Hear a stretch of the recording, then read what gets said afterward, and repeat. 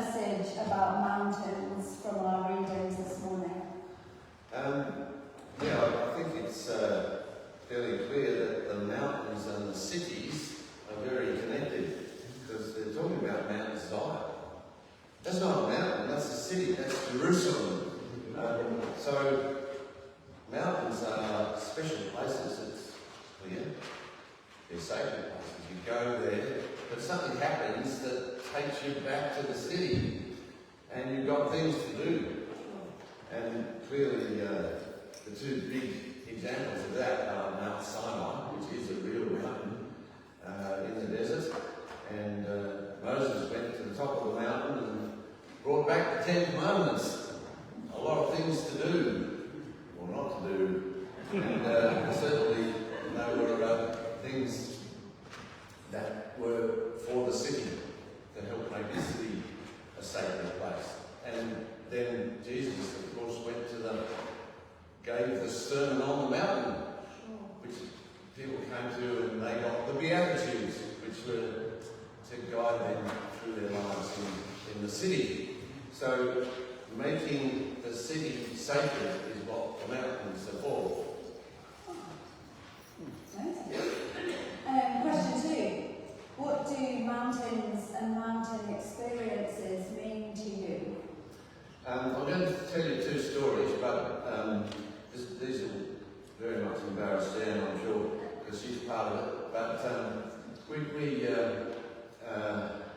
certainly experienced 2 important things in our life, which came from mountains, but were about what we do in the city for us. And I think mountains can be about helping to find your calling, what it is you're supposed to be doing in the city. And you can't stay on the mountain, you've got to go back to the city.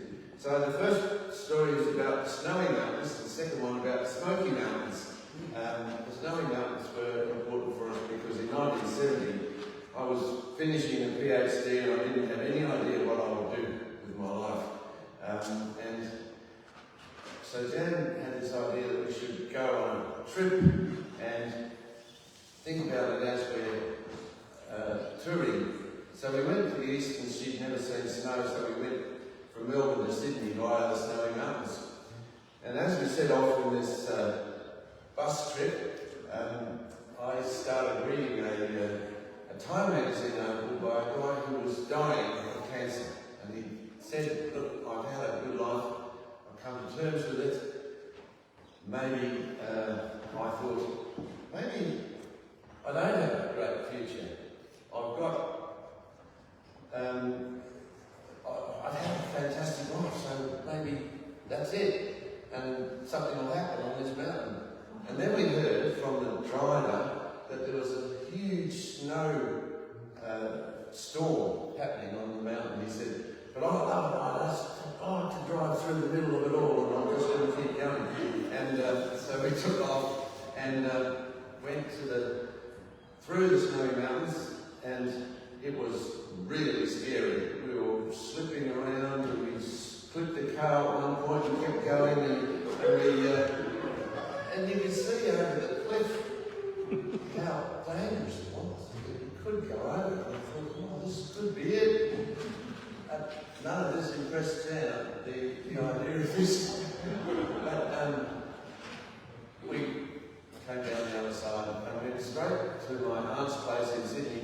She said, sit down in front of the TV, there's a fantastic show on, it's called Monday Conference, and it's Paul Ehrlich, and he's talking about the environment. And it was so incredibly exciting to see this scientist speaking about the environment in new ways. It was just incredibly inspiring. So I thought, well, that's pretty good.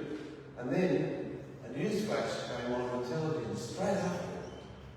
Bus goes over cliff in the Snowy Mountains. What would you do?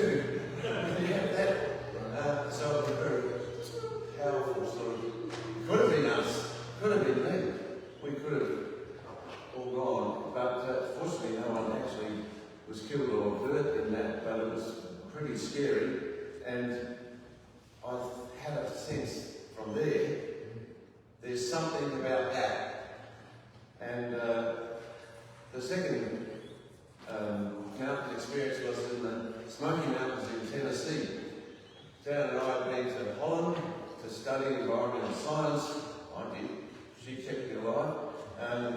And then to California to work with Paul Ehrlich, which was pretty amazing to have. And at the end of that, we hitchhiked across America, which you could do at that time, and ended up in the Snowy Mountains. But that was where we had to go from there to meet some people on our way home, and still didn't really know what I was going to do with my life, except I knew it was going to be something about the environment and something that I could get into. And we had a really terrible time on that mountain. It was pouring with rain. We were in a tent. We got held up, and we had to get a bus at a certain time down the road in Lexington. And to get there, you have to hitchhike, and it's illegal in Tennessee. And we're standing on a freeway, and there's a cop car coming, and he couldn't actually pull over to pick us up. We would have been in jail that night. He couldn't pull over because he was in the wrong lane. And the car saw that, pulled over, and said, "Get in quick!" So we jumped in, and off we went. And the police car followed us until we went across the state line. And then the driver said, "I'll take you to Lexington. We'll make it. Don't worry." She took off. And we did make it. Just as the bus was pulling out. So she pulled in front of the bus, and we got into the bus. And all of this is about incredible insecurity, not really having any control over our lives. And we arrived in Chicago where the people were meeting us. And I was given a telegram. "You have been appointed a lecturer at Murdoch University." Oh my God, I haven't been. I've been in that job ever since. 50 years now, and it was an amazing sense that, okay, there's your calling, there's your job, now get to it. So, they're good mountain experiences. Not everyone is given those sort of ones, but they really were the kind of thing that make you see that and the city very joined in our lives anyway. And didn't you get to that? Yeah. Yeah, well, I did.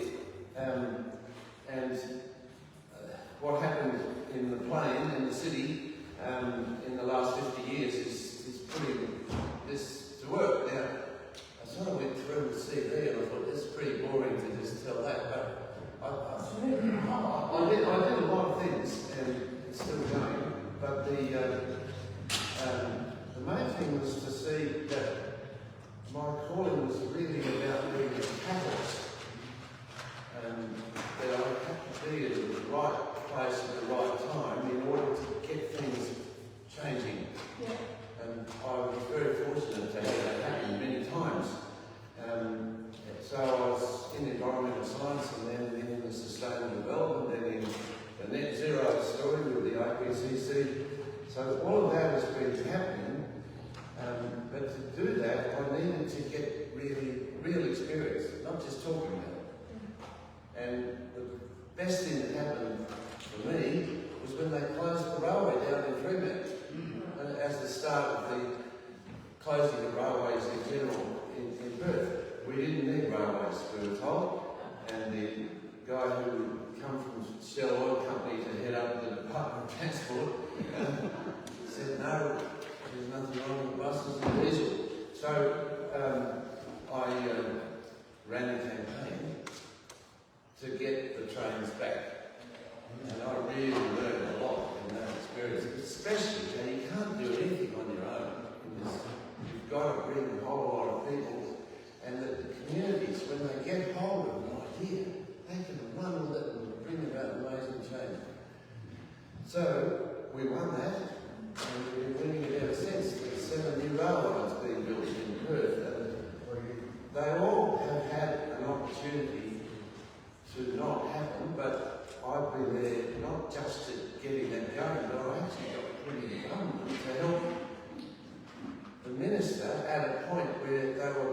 probably going to go back on it, and we had to get it through cabinet, and we did, and that kind of process is, you really learn about the internal politics as well as, all the media stuff.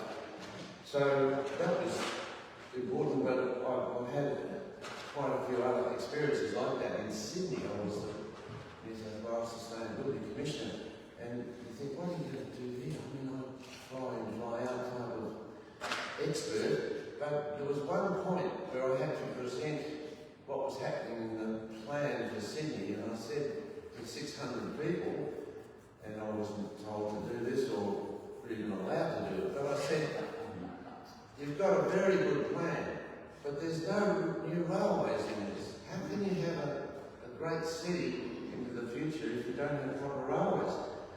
And within 2 weeks, they had a new proposal, and the Sydney Metro was part of that. Opened just a few weeks ago, and it's an extraordinary addition, very, very popular and really working well. That started because it was just in the right place at the right time, and I was strong enough to talk about it and not be seen as an idiot. Sometimes I am. And we're still going on it, on these different kind of things, but the sustainability strategy I worked on in Perth with Jeff Gallup's office, that was pretty important as well. So, yeah, I've been busy. Thank you. That was question 3, right? Yeah. So question 4. How do you keep your vision from the mountain top? Yeah, well, as I said, you're never on your own, and that is important to realise.